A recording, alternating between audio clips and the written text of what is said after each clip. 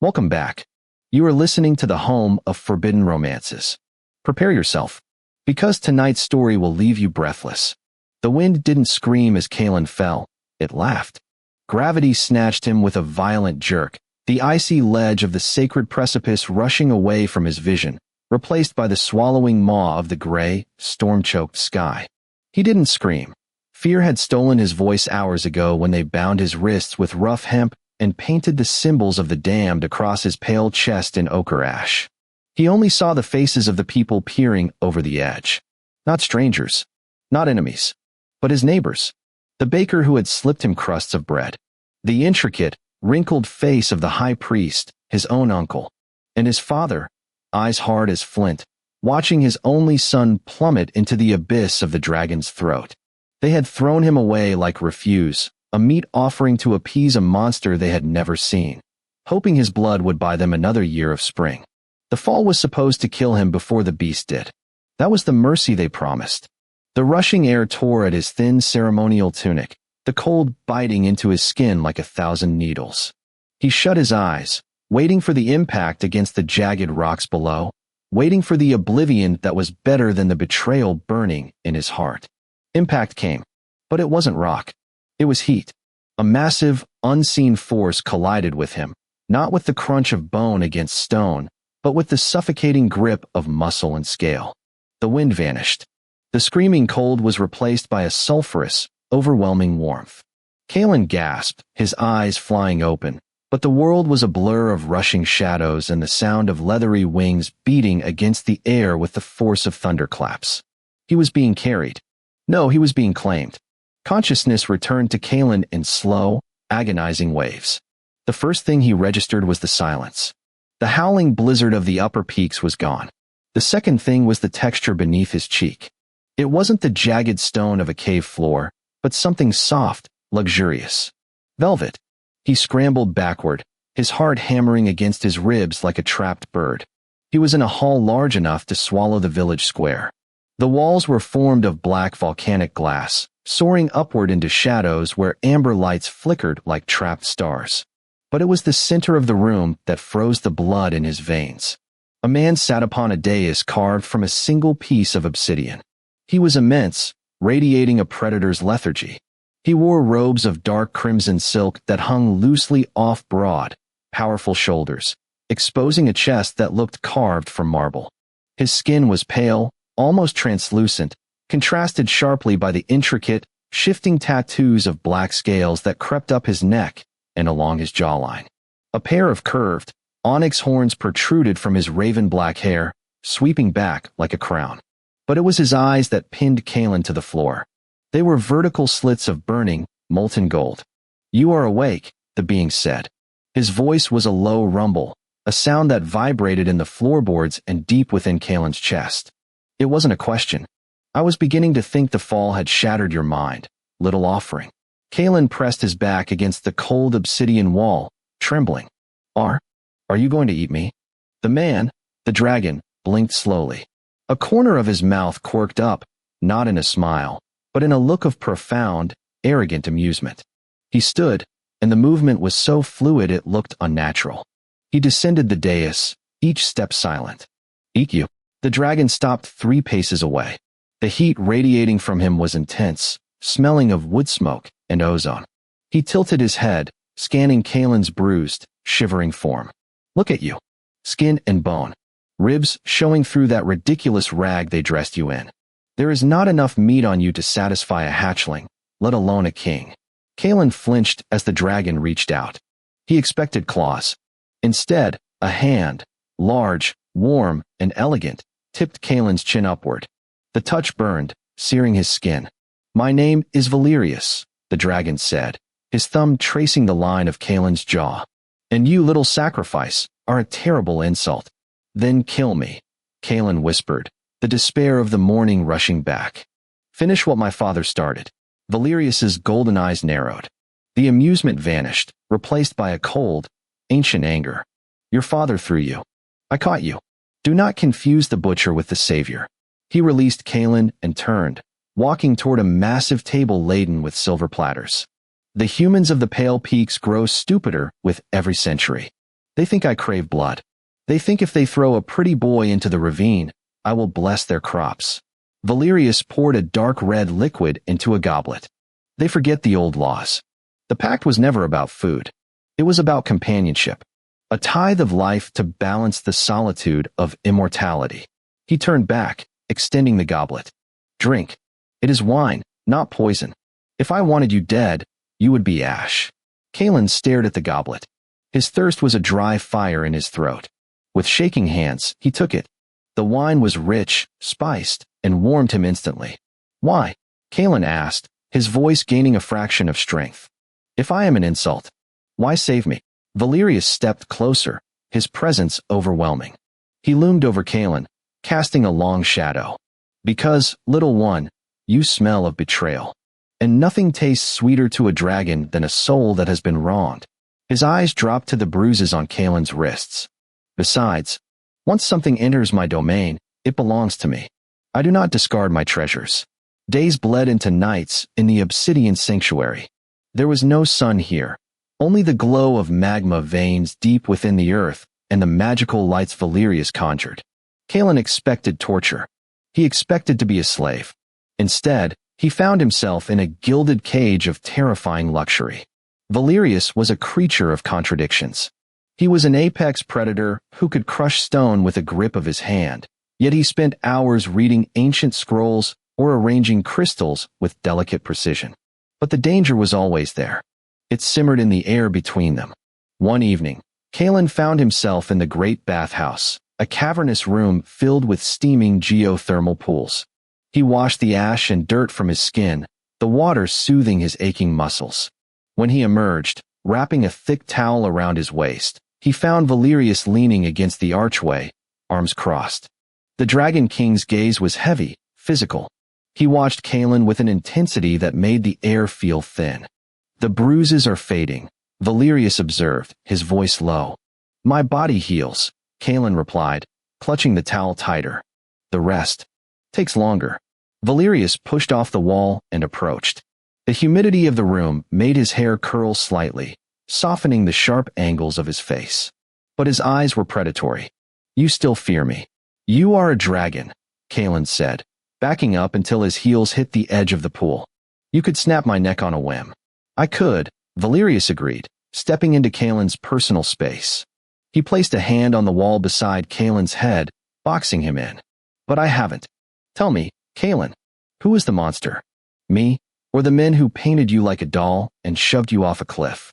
They were scared, Kalen defended weakly, though he didn't believe it himself. The winter was harsh. They thought they could buy their comfort with your life, Valerius hissed. He leaned in, his nose brushing against Kalen's hair, inhaling deeply. Cowards. All of them. But their losses, considerable. Valerius's hand moved from the wall to Kalen's bare shoulder. His fingers were hot, his nails slightly pointed, scraping gently against the skin. Kalen gasped, his breath hitching. It wasn't pain. It was a jolt of electricity that shot straight to his groin. You have a fire in you, Kalen, Valerius murmured, his lips hovering inches from Kalen's ear. Buried deep under that fear. I can hear it. I can taste it. What do you want from me? Kalen whispered, his legs trembling. Valerius pulled back slightly to look into Kalen's eyes. I want you to stop acting like a sacrifice and start acting like a consort. Kalen's eyes widened. Consort. The pact, Valerius said, his thumb brushing Kalen's lower lip. It was a marriage pact. A bond of blood and soul. You are not my dinner, Kalen. You are my husband. The word hung in the humid air, heavy and suffocating. Before Kalen could process the absurdity, the impossible weight of it, a deep, booming tremor shook the entire mountain. Dust fell from the ceiling. The water in the pool rippled violently. Valerius's expression shifted instantly. The seduction vanished, replaced by a terrifying, reptilian alertness. His pupils contracted into needle-thin slits. A low growl, more animal than human, vibrated in his throat. Stay here, Valerius commanded, his voice changing, becoming distorted and harmonic, as if two voices spoke at once. What is it? Kalen grabbed Valerius's forearm. Thieves, Valerius snarled. Vermine. They dare to breach the outer gates. Who? Valerius looked at him, his golden eyes burning with a murderous light. Your people. The main cavern was a scene of chaos. Kalen, disobeying the order to stay hidden, crept to the upper balcony overlooking the entrance. What he saw stopped his heart. A group of 20 men stood at the precipice of the entrance, torches blazing. They were heavily armed with iron pikes and crossbows. Leading them was Elder Garrick, the high priest, Kalen's uncle. And beside him, holding a heavy iron chain, was Kalen's father. They hadn't come to save him. Demon, Garrick shouted, his voice echoing off the obsidian walls. The storm has not ceased. You took the offering, but you did not fulfill the bargain. We demand the heart of the beast. Kalen covered his mouth to stifle a sob. The storms hadn't stopped because Valerius hadn't been controlling them. The weather was just weather. But the village, in their arrogance and superstition, assumed the sacrifice had failed. They assumed they needed to kill the dragon themselves. Valerius stood alone on the lower floor. He had shed his human guise partially. His hands were now scaled claws, massive and black. Wings, dark as midnight and spanning 30 feet, unfurled from his back, blocking out the light. Smoke curled from his lips. You trespass, Valerius's voice was thunder. You throw a boy to his death, and when the snows do not melt, you come to murder the one who caught him. Give us the boy's body, Kalen's father shouted, raising a spear. We need to burn it properly. The ritual was incomplete. Kalen felt a coldness settle in his chest that no dragon fire could warm. They didn't want him back. They wanted his corpse. They wanted to burn him to ash to fix their mistake. Valerius laughed. It was a harsh, terrifying sound. His body? You want his body. The Dragon King stepped forward. He is not yours to burn. He is mine. Kill the beast. Garrick screamed. A volley of crossbow bolts whistled through the air. Valerius didn't dodge. He moved with a blur of speed, his wings sweeping forward to create a shield. The bolts shattered against his scales like glass. With a roar that shook the stalactites loose from the ceiling, Valerius exhaled. It wasn't a plume of fire. It was a wave of pure, kinetic force and heat. The front line of men was thrown backward, their torches extinguished, their weapons flying. Valerius lunged. It was a massacre. He moved like a shadow, tossing men aside as if they were dolls. He didn't use fire. He used his physical might, breaking pikes and crushing armor. But there were too many of them, and they carried nets woven with silver, an ancient weakness. A net flew, weighted with iron balls, catching Valerius's left wing. He roared in pain, thrashing, his claws gouging deep furrows in the stone floor. Pin him, Garrick yelled. The neck. Strike the neck. Kalen saw his father stepping forward, the heavy iron spear raised, aiming for the spot where Valerius's scales met the human skin of his neck. Kalen didn't think. He didn't weigh the options. He just moved. He ran down the spiraling stairs, his bare feet slapping against the cold stone. He grabbed a discarded sword from a fallen villager, heavy, rusted, but sharp. Father, Kalen screamed. The man froze, looking up. His eyes widened in shock. Kalen? You live. Get back. Kalen stood between the trapped dragon and his father. He held the sword with both hands, shaking, pointing it at the man who had raised him.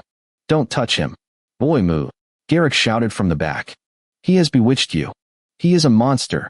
The only monsters I see, Kalen's voice cracked, tears streaming down his face, are the ones who threw their own blood off a cliff. Kalen's father lowered the spear slightly, his face twisting in confusion and shame. Kalen, we did it for the village. For you. Move aside. If we kill him, the winter ends.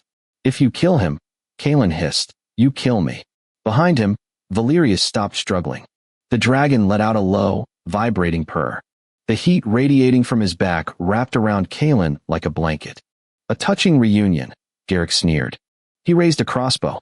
But the village comes first. If the boy stands with the beast, let him die with the beast. The bolt loosed with a sickening thwack. Kalen flinched, waiting for the pain. It never came. A hand, covered in black scales, had caught the bolt inches from Kalen's chest. Valerius had ripped free of the net. He rose to his full height, his human form melting away completely, replaced by the terrifying, majestic visage of the Dragon King in his true form. Enough. The voice wasn't sound, it was pressure. Valerius inhaled. His chest glowed with a blinding orange light. Kalen shielded his eyes. Valerius, no. The dragon paused. He looked down at Kalen, the rage in his golden eyes momentarily quelled by the sight of the small human protecting him. They tried to kill you, Valerius's voice echoed in Kalen's mind. Twice. Send them away, Kalen pleaded, dropping the sword. Just send them away. Don't become the monster they think you are. Valerius hesitated. Then, with a snort that sent sparks flying, he turned his gaze back to the terrified villagers. He didn't burn them. Instead, he slammed his massive tail into the ground, shattering the stone floor beneath their feet. The entrance collapsed. A wall of rock and ice crashed down, sealing the cavern, separating the pale peaks from the dragon's sanctuary forever. The villagers were on the other side, alive but banished. Silence returned to the hall. Valerius shrank, the scales receding, the wings folding into shadow, until the man stood there once more. He was panting, bleeding from a gash on his shoulder. Kalen dropped the sword and ran to him. You're hurt. Valerius looked at the wound, then at Kalen. A dark, possessive hunger filled his eyes. He grabbed Kalen, pulling him flush against his bloodied chest. You stood against your own blood, Valerius rasped, his hand tangling in Kalen's hair, pulling his head back. You chose me. They are not my blood, Kalen whispered, reaching up to touch the horns curling from Valerius's brow. Not anymore. Valerius groaned, a sound of triumph and need. Then the pact is sealed. Not by force, but by choice. He kissed Kalen. It wasn't gentle. It was searing, demanding, and tasted of iron and smoke. Kalen melted into it, opening his mouth to the heat, surrendering his humanity to the dragon who had caught him when the world let him fall. And that is how the viper tamed the wolf. If you enjoyed seeing Valerius take control and claim what was his, destroy that like button. And tell me in the comments, would you forgive a family who tried to sacrifice you, or would you let the dragon burn them all? I'll be reading your answers. Subscribe for the next chapter. Until then,